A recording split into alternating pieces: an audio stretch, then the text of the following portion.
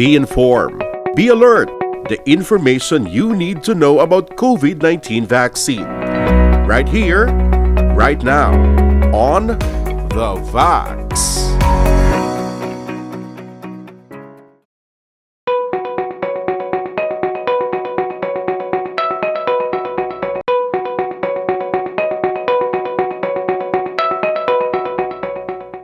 Ang herd immunity, ma'am, depende na siya.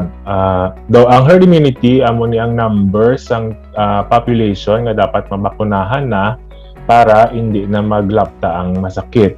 So for COVID-19, ang aton target 70 to 85%. Sa una, 70%, pero subong nga daw ka-infectious gid sa Delta variant, may ibang experts nga recommend 85% nga nasang population ang mabakunahan.